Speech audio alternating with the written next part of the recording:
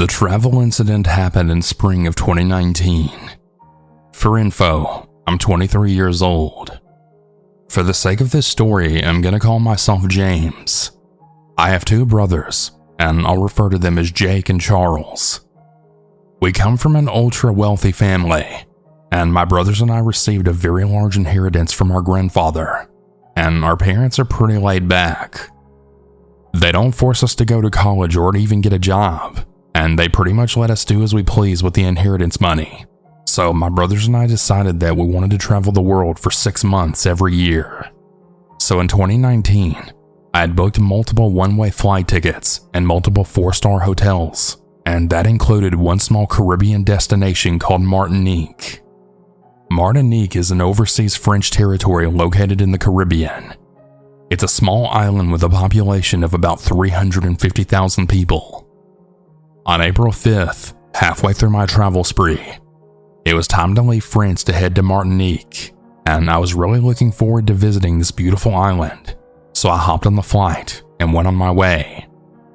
Now, I have two half-sisters that live there, so I stayed over at their house, and they planned to be my guide for my 3-week stay there. I'll refer to my sisters as Anissa and Sabrina. The first week went pretty well. My sisters drove me around and helped me explore the island, as well as visited secluded beaches that were less populated by the tourists. But the second day of the next week, this is where my near-death experience happened.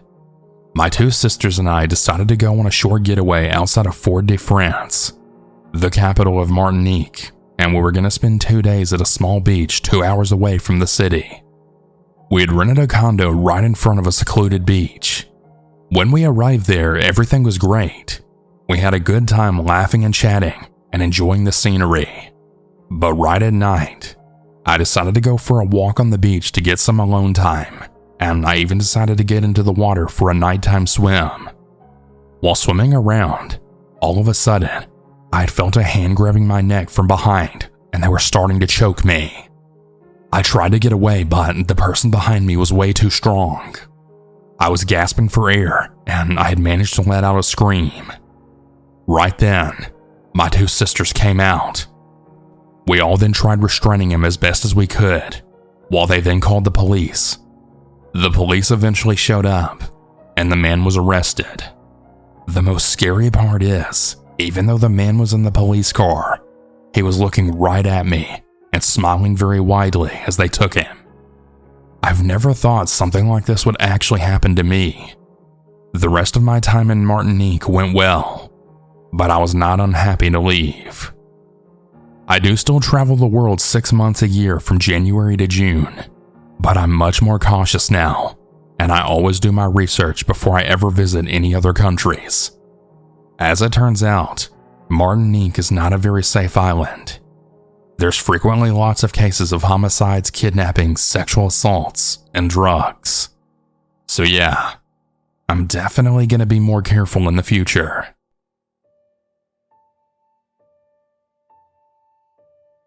A bit of context before we start this story. This particular beach I work at is very unique, and that it charges an additional fee for non-residents to walk into the sand. With the fee being paid, you're given a ticket that acts as a pass to prove that you paid. My role at said beach is to make sure everybody pays for a ticket before entering. So as you can imagine, it puts me at the center of a largely negative crowd. On this particular day, it was very sunny and hot out, the perfect beach day, and I was put at my favorite gate to check passes. This gate has a reputation for being a bit easier than the rest, due to it being deader than other gates, as it's a tucked away entrance, hence why I enjoyed it so much. A very soon-to-be unhappy patron had approached the gate in an attempt to enter. Before I continue, I'd like to quickly describe him. He was maybe about 5'8" with a bit of a beer belly, thick beard, and bald. He wore a ripped-up gray shirt, sunglasses, and jeans for attire. Personally, the jeans struck me as odd because it was 85 to 86 degrees out, and therefore far too hot for jeans. But to each their own, I suppose. Anyways, I greeted him warmly, and I then informed him of the beach policy but he was having none of it. The man took an aggressive response and then saying, "You're really trying to drain my pockets, aren't you, little boy?" Then following up with a threat. The man had described how he could wait and follow me home after I clocked out. At this point, I didn't know what this guy was on, but I too had enough. I got up, towering over him at 6'3", and I told him to leave immediately or I'll have problems. To this he scoffed, told me he wasn't finished, and then stomped off. This guy didn't really faze me, as I was used to doing underground fighting, and guys like him were all talk, and I knew it would only last a couple of minutes before getting knocked out. Well, the day went by very quickly, and before you knew it, it was time to go home. I was working the closing shift that day, and I also live nearby, so I walked home. A female coworker who we'll call Mary also lived nearby, and she asked if I could walk her home. We started walking, when Mary had then asked who the dude was behind us, and how he's been behind us for a few turns now. Turning around, I instantly recognized him as the man from before. Upon looking at him, he then yelled, "Hey! Remember me, little boy?"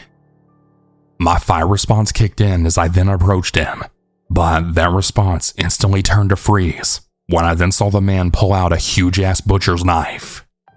Whoever the hell this guy was, he was definitely on something, because he was literally doing all this over beach admission.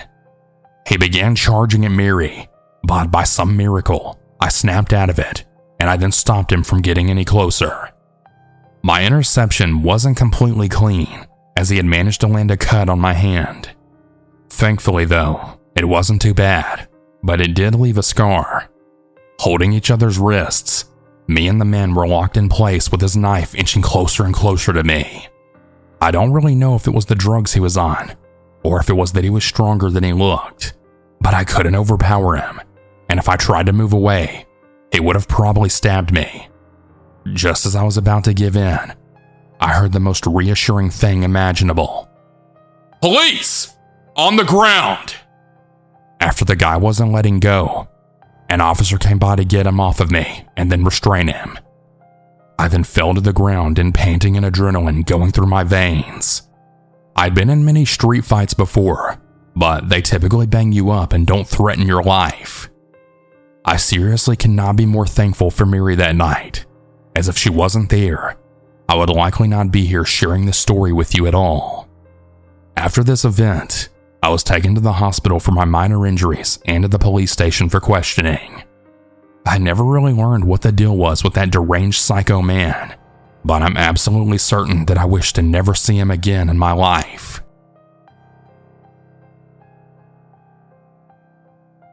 The story is something that has truly stuck with me, even though it happened about 9 years ago. For some context, I live in Australia, and my house is on the beachfront. I'm very fortunate that I live in such a nice area, and I love the beach. Most of the houses on my street are really nice and modern, but at the time that this story took place, there was a house about 4 houses down from me that was really odd. It was a really creepy looking house, and it was 2 stories, and it was made completely out of dark colored wood, almost like a very large cabin. It was completely different from all the other houses, so it really stuck out to me and the other people on my street. All of the kids used to call it the scary house. However, it didn't really bother me at the time. When I was about 10 years old, my brother who was 12 got a Frisbee for Christmas. It was one of those really big glider ones that fly quite a long distance. It was a few days after this that my brother and I decided to play with a Frisbee right in front of the yard. This was basically just a long strip of grass that went across multiple other front yards. We had spent a few minutes throwing it back and forth, and because the Frisbee flew so far, I ended up standing a few houses down. I'm sure that you've guessed it by now, but yeah, I was standing right in front of the creepy house. My brother threw the Frisbee right as a gust of wind came in, and it went right over the fence into the backyard. After a lot of argument going back and forth, it was then decided that I would be the one to get the Frisbee. because even though my brother was older, he was a big scaredy cat. Instead of just ringing the doorbell and asking for the frisbee back, my dumbass decided it would be a good idea to jump the gate and go get it myself. I quickly climbed up the gate and walked down into a small patio area that was very overgrown. I could see the frisbee in the middle of the patio, and I ran to grab it. As I looked up, I saw that the man that lived there was actually inside. The whole back door was made of glass, so I could see right in. He was just sitting in a lounge chair looking right at me. I shit myself thinking he was going to come out of the house and start yelling at me, or even just ask what I was doing. But he didn't do either of those things. He just sat there staring at me with the most creepy look. He was an older man, and he was literally just staring right at me with this weird half smile and dead eyes, and it made me freeze with fear. I quickly snapped out of it and ran to jump back over the gate. I ran back to my brother, and I told him that I didn't want to play anymore, and then quickly went back inside. I never told my parents this, as I thought I would get into big trouble for even being in his yard in the first place. Well, about 2 years later, my parents got a knock on the door from the police. They had asked them some questions about that guy that lived in the house, and if me or my brother ever interacted with him. Come to find out, he had apparently been arrested for having child pornography and trying to touch up on a little girl. I'm not really sure what happened to him after that, but I sure as hell hope he went to jail for a long time. Even now, just thinking about the fact that this guy was an absolute creep, probably looking at my 10-year-old self like I was his next meal, absolutely disgusts me. His house eventually got knocked down, and I'm really glad that I never have to look at it again as a reminder.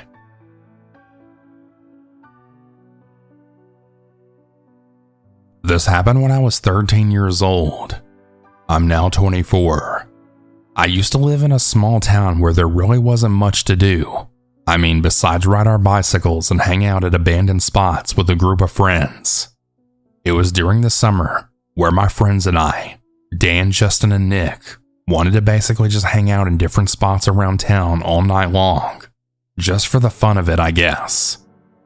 We all told our parents we were sleeping at Justin's house so that we could go out without having them worry about us, as they would have surely said no to us wanting to go out all night. It was only around midnight, and everything was going all right, and we eventually wanted to go on our phones and use the library's Wi-Fi, since none of us had data on our phones at the time. I can honestly still remember just how quiet it was. It was like the whole city itself was asleep. When all of a sudden, a blood-curdling scream from a woman broke the silence. I felt my heart drop into my stomach. It sounded like it was only maybe 50 feet away. Me and my friends all looked at each other. Justin and Nick looked terrified, to the point where they were shaking, and I could almost see tears start to form on their faces. "Let's get the fuck out of here, dude," said Justin. "Yeah, fuck this. I'm heading home," said Nick. Dan and I both just looked at each other, and despite the fear, our curiosity really got the best of us, and both of us wanted to go see what was going on. After arguing for about 30 seconds with one another, Nick and Justin booked it, while Dan and I went to look for the source of the scream. There happened to be a bank maybe about a block away from the library, and after running in between some bushes and buildings, what we saw then made me stop dead in my tracks. I was standing maybe about 50 feet away from two dudes trying to mug this poor old lady, and there were also two other guys looking out for any witnesses. After maybe about 2 to 3 seconds, one of the men noticed us hiding behind the corner of a building and then screamed, "Hey, you two, get over here!" I looked to my right, and Dan was already running away. He was maybe about 30 feet away from me when he then yelled, "Alex, run! Get the hell out of here!" When I looked back at the men, one of the guys actually started sprinting towards me. There was also a streetlight shining right over us. I couldn't make out any description of the man besides the fact that I saw a glare next to his hand, a huge knife. After I snapped out of whatever state of shock I was in, the man was maybe about 10 feet away from me, and I started running as fast as I possibly could. I could feel my heart pounding through my ears, but the sound of his footsteps telling me were definitely more than enough to keep me going. I ran back towards the library where there was a walkway with 2 handrails about 5 feet high. With my boost of adrenaline, I completely jumped across the handrails, and I then ran right into the main street, where I finally couldn't hear his footsteps anymore. When I looked back, he was gone, and so was Dan. I could still hear the commotion going on at the bank where the old lady was. She eventually got back in her car and then started chasing the men that robbed her. I could actually hear her car revving and swerving in between streets, as I was also trying to run in between streets trying to find Dan.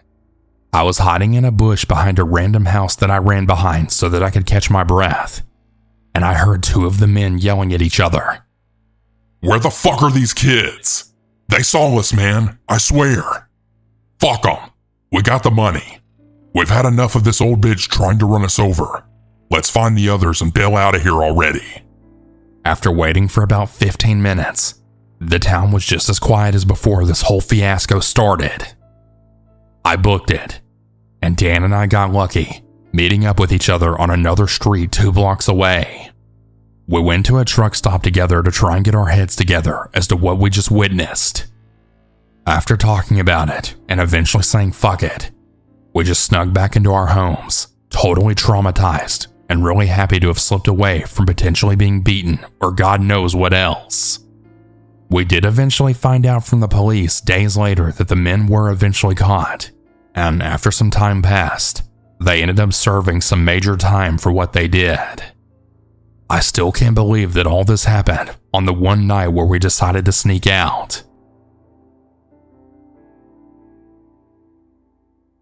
A welcoming cool front came in on this mid-July evening. The mild breeze brought the smells of summer through the open windows in my house. I made a glass of iced tea, and I went outside to sit on my deck that faced my backyard. The breeze brought the hot temperature down to around 70 degrees, making it a perfect evening to get some fresh air. I was very relaxed and unwinded down from the day.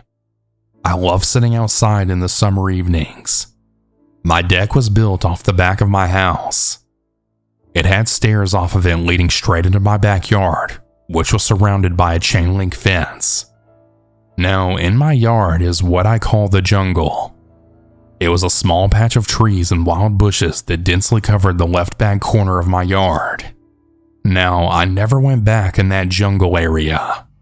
I just let it be. I had been sitting outside for about half an hour before dusk set in. I had drank my iced tea and was headed back inside for a refill, when I then heard a noise coming from the jungle. It sounded like a twig snapping. Now, in the late fall and winter, I could easily see into the jungle, being the trees and bushes were bare of their leaves. But this was summer, so the jungle was not so revealing. At this point, the noise could have just been a raccoon or really anything, but my gut was telling me otherwise. I acted as if I hadn't just heard or suspected anything, and I went into the house with my empty glass. I then shut my door and immediately locked the sliding glass deck doors. I then turned on the spotlight, which then shone right into the backyard. I then turned off the kitchen light and then strained to look into the jungle. That's when I saw him. At that point, I could barely make out a dark figure crouched down behind a bush on the outer edge of the jungle. I frantically ran right into my house and started shutting and locking all of my doors and windows. I grabbed my phone and I frantically dialed 911 while crouching down in my bedroom master closet. The dispatch operator told me that the police were en route to my house and to stay in that closet until she told me to come out. I was trying to keep my breathing steady, but I felt like I couldn't breathe. I was so scared. I had given her my address, and I was giving her the details about what and where I'd seen the man, when I then heard tapping on my bedroom window. I then gasped with crippling fear. I whispered to dispatch that someone was trying to open my bedroom window. She confirmed to me that the police were still en route to my house, and again told me not to come out of my closet. Now, if I peeked my head to the right around the corner from my closet door, I could see out of the bedroom window. And even though I knew better, I looked out my window. At first, all I could really see was darkness, until a man's face then came into view, from him holding a flashlight upward from underneath his chin. He obviously wanted me to see him. He looked angry and very frustrated. He shut off the flashlight almost as quickly as he turned it on. I kept staring at the window, even though I could no longer see him at this point. I was frozen still out of fear, while sweat beads rolled down my face. I was trying to calculate in my head what I just saw. I didn't make a sound. Then the man started calling my damn name in a mocking tone over and over. He stopped and then started hardcore banging on the window. It was obvious that he knew me somehow, and he wanted to get in my house in the worst way. Then it stopped. I consciously heard dispatch screaming my name from my cell phone that was clutched in my hand. I then whispered to her what was happening. She told me that the police were now pulling into my driveway, and again, stay inside that closet until she told me to come out. I could see flashing lights bouncing off the hallway walls from my bedroom. Dispatch was now telling me everything was going to be okay. After what seemed like an eternity, she told me that an officer was at my front door and it was now safe to let him in. She said to keep her on the line until I opened the door and I could actually see the officer. This is when I started sobbing. It was only then, when I finally saw the police officer, that I finally felt safe. Then a second police car pulled into my driveway with also flashing lights. I thanked dispatch and I hung up with her. The police officer informed me that he had checked out my entire backyard, including the jungle, but he didn't see anyone. Both of the officers also checked the inside of my house. They then gave me an all clear of any intruder inside my house. The man was never caught. He never came back around me that I know of, and to this day, I have no idea who he was. I ended up selling my house shortly after that happened. I just couldn't live there anymore, as I just didn't feel safe. It's been 5 years now, and I've had no similar incidents where I now live. I have no idea how that man even knew my name. For all I know, he could have learned it by looking at a piece of my mail in my mailbox, but it was obvious he had been watching me for quite some time. And to this day, that still gives me the creeps. I've had a security system installed in my new house, and I've also put up extra floodlights. I also have heavy-duty locks on my doors and windows, and I own a handgun too. But there's one thing that I don't have now, and that's a jungle in my backyard. Hey everyone, I hope you all enjoyed these stories. If you ever want to submit your own, you can do so at southerncannibal.com. Have a good night everyone, and remember to always